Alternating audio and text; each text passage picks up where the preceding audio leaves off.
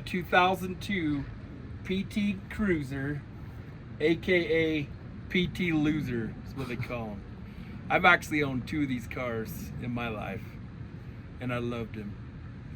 But this one has been sitting for 9 years.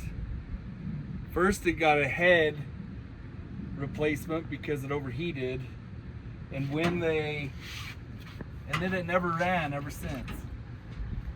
Then the battery, once the head got put on, the battery was hooked up backwards, blew the computer, so the computer was replaced. But down here on these connectors, you've got the coil and the cam sensor are the exact same sensor plug. You can actually swap them. They're long enough. So when I got the car, the camshaft sensor was plugged into the coil. They were swapped. And what that did is it blew out the new cam sensor. And I found online where there was actually a post of a guy said, well, if you make sure they're hooked up right, and I made sure they're hooked up right, still wouldn't start, then you unhook the cam sensor and it actually fired up with the cam sensor unplugged.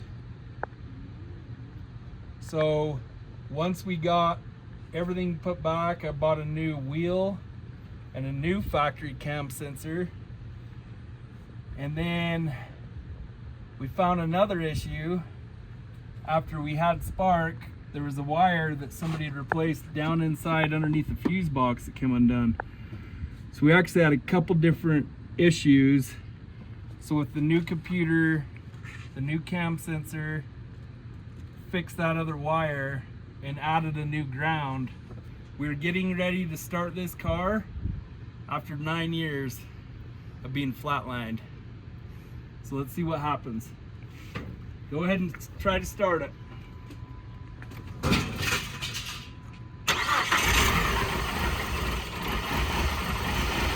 Give a little bit of gas.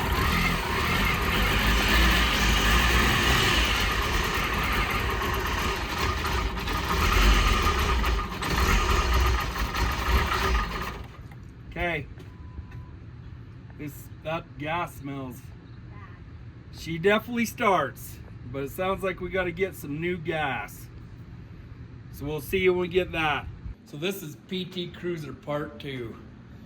We got the car to actually start after 9 years of sitting, and it sounded like that it had bad gas or it was misfiring. So we got out the Snap-on Triton and we scan it,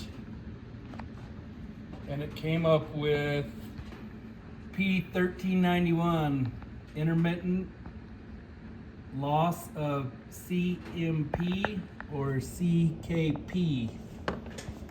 So the first thing I wanted to do is, because we had already replaced the cam sensor with a factory Chrysler one, and I know that the crank sensor was replaced with an aftermarket one. So I went ahead and replaced that back with the one that they took out originally, and let's see what it does. Unbelievable. Unbelievable.